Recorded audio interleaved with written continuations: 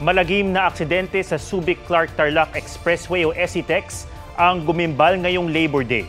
10 ang patay nang magdire-diretso ang isang bus patungo sa ilang sasakyan sa Toll Plaza. May report si Rafi Tima. Ipit ang katawan ng ilang luna ng sasakyang ito sa SCTEX Northbound Toll Plaza, Barangay Bantog, Tarlac City. Ang isa pang sasakyan nayupi rin matapos maipit sa pampaserong bus at closed van. Ayon sa NX Traffic Operations, kaninang tanghali, nagkarambola ang dalawang van, closed van, kotse at bus. Ayon sa Tarlac City Police, nakahinto na ang 4 na sasakyan sa Toll Plaza nang dumating ang bus at bumangga sa mga ito. Mabilis pa rin po yung takbo ng bus, approaching na po sila ng Toll Plaza ng Tarlac. Ayon sa Tarlac Police, 10 ang patay. Karamihan sa mga nasawi ay sakay ng 2 napitpit na sasakyan. 27 ang sugatan, kabilang ang driver ng nayuping van na kritikal ngayon. Dinala sila sa Tarlac Provincial Hospital.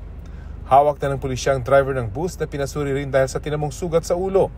Ayon sa mga pulis, ang bus ay biyaheng Cubao-Lingayen. Sabi raw ng driver sa pulisya, naka-idlip daw po siya. Yung bus driver po ng Solid North Transit na siyang unang bumangga dun sa mga sasakyan.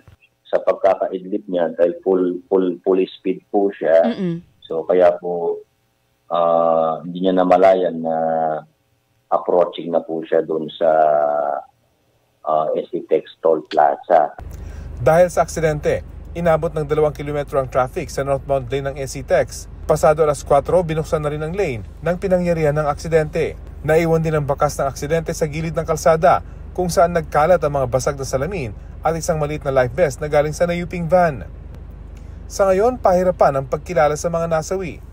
Hinihintay muna na may tumawag sa cellphone ng mga biktima na hawak ngayon ng ospital. Sa labas ng emergency room ng ospital, nakalagay ang mga bag at personal na gamit ng mga naaksidente. Ayon sa mga kawani ng ospital, karamihan sa mga ID ng mga nasawi ay mula sa Antipolo City. Patuloy rin ang paggamot sa mga nasugatan, kabilang ang isang batang lalaki na tinatayang mga 2 hanggang 3 taong gulang. Iyak ng iyak at tinahanap ang kanyang mga magulang na dead on the spot sa kanilang kotse.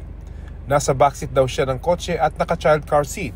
Ang driver naman ng L300 van kung saan galing ang karamihan sa mga nasawi, hindi makausap ng maayos. Sa tindi ng aksidente, iniutos ng Transportation Department sa LTFRB na patawan ng 30-day preventive suspension ang Solid North Bus.